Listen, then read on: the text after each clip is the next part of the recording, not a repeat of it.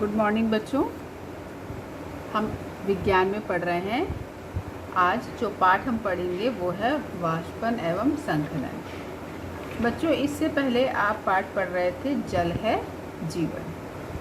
ठीक है, जल के बारे में आपने देखा, पढ़ा और लिखा भी कि जल जो है वो हमारे जीवन के लिए कितना महत्वपूर्ण है और जल के बिना जीवन की कल्पना नहीं कर सकते। और जो जल है बच्चों, जो पानी है, वो केवल मनुष्यों के लिए ही आवश्यक नहीं है, वो पशु पक्षियों के लिए भी उतना ही आवश्यक है जितना कि मनुष्यों के लिए, और साथ ही पेड़ पौधों के लिए भी आवश्यक है। पानी की कमी के कारण पेड़ पौधे क्या होते हैं, उनका अच्छे से विकास नहीं हो पाता और काफ़ी समय तक, काफ़ी दिन तक यदि इनको पानी ना मिले तो वो सूखने लगते हैं। ठीक है, जो छोटे पौधे होते हैं उनको तो हर दूसरे दिन लगभग पानी चाहिए। ठीक है, इसी प्रकार से आप देखो कि हमको बहुत प्यास लग रही है और हमको पानी ना मिले तो हमको बड़ा कैसा फील होता है, बड़ा अजीब सा लगता है ना, गला सूखने लगता है, जीभ चिपकने लगती है, और जैसे हम पानी पी लेते हैं तो हम बड़ा ही सहज महसूस करने लगते हैं। ठीक है, तो जल है जीवन। अब बच्चों, ये जो पाठ है वाष्पन एवं संघनन, ठीक है, इसमें दो बातें हैं, एक है वाष्पन और दूसरा है संघनन। बच्चों, आज हम वाष्पन के बारे में पढ़ेंगे। ये वाष्पन क्या होता है। बरसात और जाड़ों में तालाब पानी से भरे रहते हैं। तुमने देखा होगा, बरसात होती है और जाड़े रहते हैं तो तालाब जो होते हैं वो पानी से भरे रहते हैं, और नदियाँ भी जो होती हैं उनमें भी बहुत अधिक मात्रा में पानी भरा रहता है। गर्मी के दिनों में तालाब, पोखरे, गड्ढे आदि का पानी सूखने लगता है। यह पानी कहाँ चला जाता है? तो बच्चों, आपने देखा होगा कि बरसात और जाड़ों में तो बड़ा पानी भरा रहता है, तालाब में, नदी में, पोखरों में, गड्ढों में। जो पोखरे होते हैं बच्चों, वो तालाब की से छोटे होते हैं, और गड्ढे तो आप जानते ही हैं, छोटे छोटे गड्ढे होते हैं। तो जब बरसात होती है तो आपने देखा होगा इनमें भी पानी भर जाता है। लेकिन जब गर्मी आती है तो तालाब का पानी क्या होता है, कम हो जाता है, और जिन तालाब के में पहले से ही पानी कम है वो तालाब सूख जाते हैं। नदियों का पानी कम हो जाता है ना। गर्मियों में नदियों का पानी कम हो जाता है। यदि बरसात हो रही है तब तो उनमें पानी बहुत भरा रहता है, ठीक है, लेकिन यदि बरसात नहीं हो रही है, बरसात का मौसम ख़त्म हो गया, तो धीरे धीरे वो पानी कम होने लगता है। और साथ ही जो पोखरे और गड्ढे होते हैं ये भी क्या होते हैं, सूखने लगते हैं। तो ये विचार कभी आपके मन में आया कि ये पानी आखिर जाता कहाँ है? तो बच्चों, ये जो पानी होता है ये भाप बनकर उड़ जाता है। ठीक है, और ये जो भाप बनकर उड़ने की प्रक्रिया होती है यही कहलाती है वाष्पन। ठीक है, पानी का भाप बनकर उड़ना क्या कहलाता है? वाष्पन कहलाता है बच्चों। और ये कैसे होता है? ये जो तेज़ धूप पड़ती है उस धूप में जो ताप होता है, मतलब गर्मी जो होती है वो अधिक हो जाती है, जिसकी वजह से पानी भाप बनकर उड़ जाता है।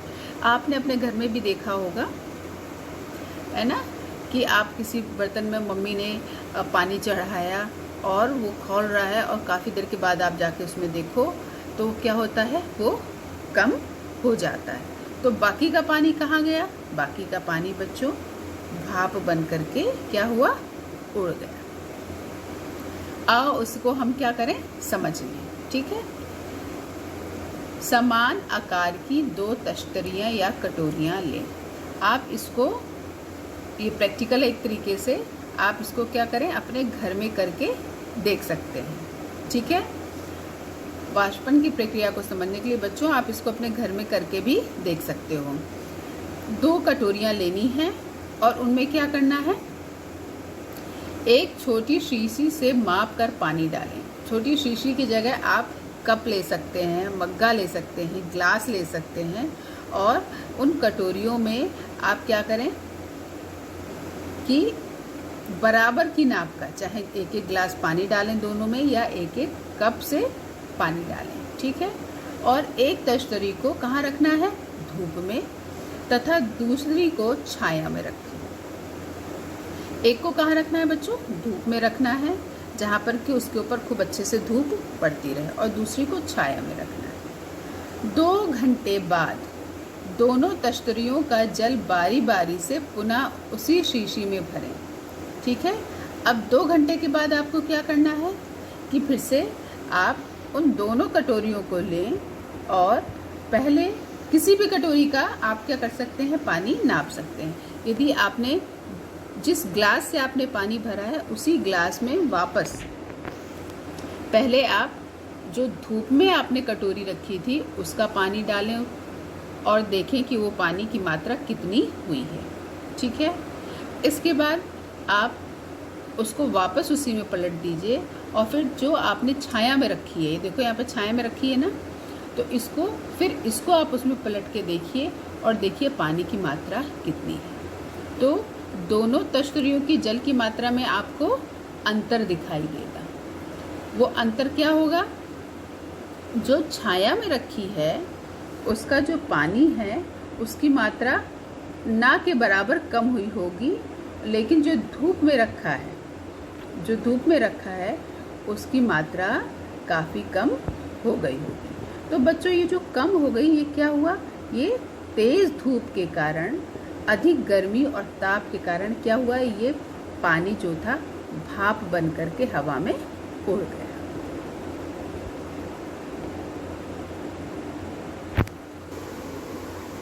तो बच्चों धूप में रखी तश्तरी में जल की मात्रा कम हो गई है ना। अभी आपको बता दिया कि छाया वाली जो थी उसमें पानी की मात्रा नहीं कम हुई या हुई होगी तो ना के बराबर, मतलब कोई बहुत ज़्यादा फर्क नहीं पड़ा। लेकिन जो धूप में रखी थी उसकी मात्रा क्या हुई, कम हो गई।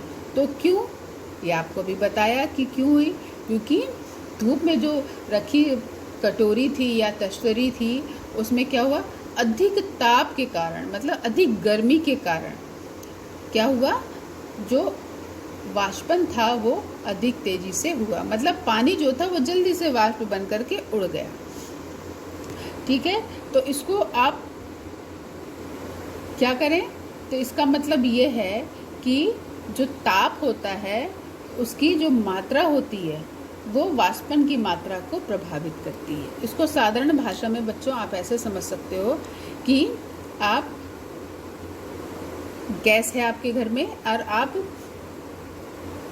दो चूल्हे हैं, उसमें आप यदि दो बर्तनों में पानी रखें, एक में एक गैस के स्टोव को आप स्लो करके चढ़ाएं, धीरे करके ऑन करें, और दूसरे को आप क्या करें, तेज़ रखें, दूसरे की लौ तेज़ रखें। तो जिसकी तेज़ लौ है बच्चों वो पानी जल्दी से उबलने लगता है ना, और जो जिसकी लौ आपने धीमे की है उसकी क्या होती है, वो देरी से उबलता है, ठीक है। और तो पानी जल्दी से किसका कम होगा, जिस वाले चूल्हे की आंच तेज़ है ना। तो इसको इस तरीके से बच्चों हम समझ सकते हैं। तो यहाँ पर हमने क्या सीखा, अधिक ताप में वाष्पन जो है वो कैसे होता है, वो तेजी से होता है, और कम ताप में क्या होगा, वाष्पन कम होगा।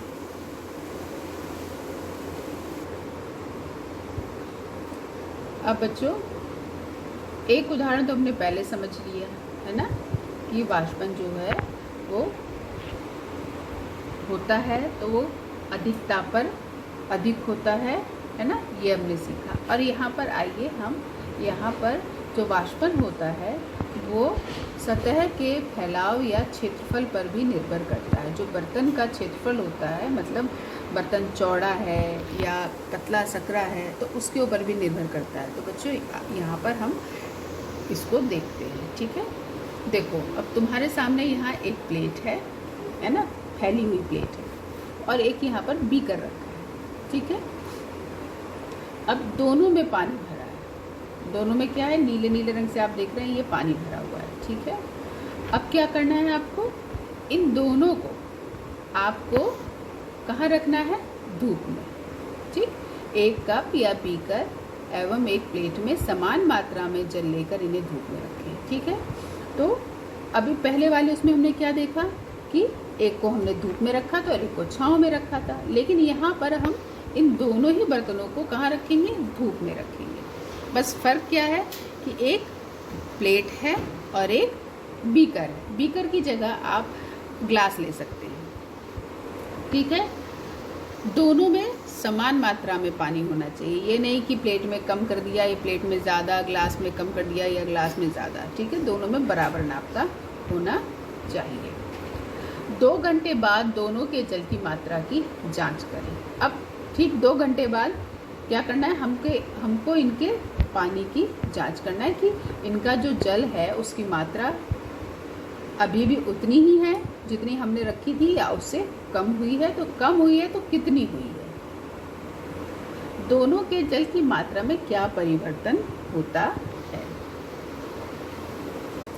बच्चों, अब यहाँ पर हमको क्या करना है कि हमने अब देख लिया कि दोनों प्लेट और बीकर जो है इनके जल की मात्रा में क्या परिवर्तन हुआ है। तो तुम बता सकते हो क्या कि किसके पानी में कमी आई होगी, किसका पानी कम हुआ होगा? बिल्कुल, जो प्लेट का पानी है बच्चों उसकी मात्रा में अधिक कमी आती है। देखो, कम तो बीकर का पानी भी हुआ, लेकिन जो प्लेट का पानी है इसकी मात्रा अधिक कम हुई।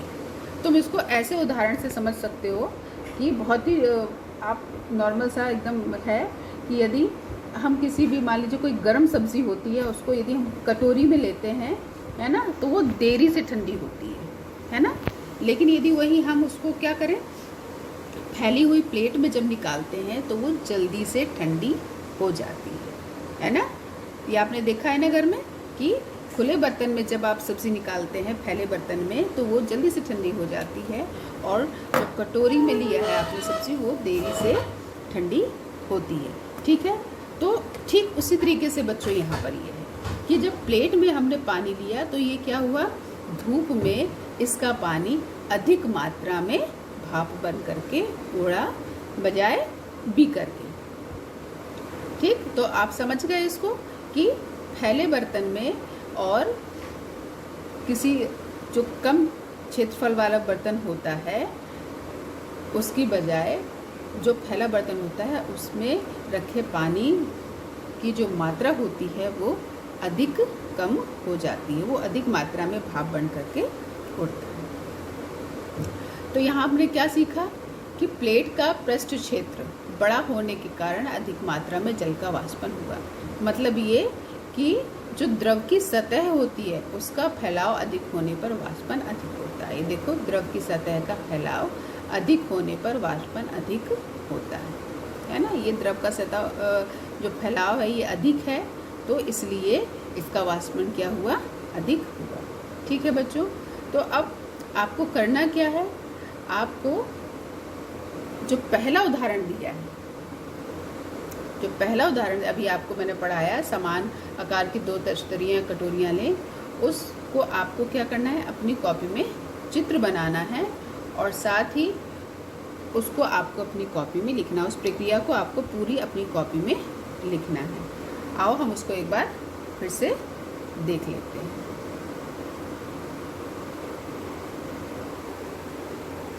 ठीक है बच्चों, तो आपको जो ये वाला काम है इसको अपनी कॉपी में आपको क्या करना है। ठीक है, ये चित्र आप अपनी कॉपी में बनाएंगे दोनों, और ये जितने भी पॉइंट यहाँ पर लिखे हैं, पहला समान आकार की 2 तस्तरियाँ कटोरियाँ लें, प्रत्येक में एक छोटी शीशी से मापकर पानी डालें, एक तस्तरी को बाहर धूप में तथा दूसरी को छाया में रखें। 2 घंटे बाद दोनों तस्तरियों का जल बारी बारी से पुनः उसी शीशी में भरें। ठीक है, इसके बाद आपको क्या करना है कि यहाँ पर 5th पॉइंट में आपको बताना है कि दोनों में क्या अंतर आपने देखा। ठीक है, तो क्या लिखेंगे यहाँ पर, यहाँ हम लिखेंगे कि धूप में, ये देखो नीचे लिखा है, धूप में रखी तस्तरी का जल अधिक ताप के कारण अधिक और तेजी से वाष्पित हुआ, और जो तस्तरी धूप में रखी थी उसके जल की मात्रा कम हो गई। ये आप लिखेंगे।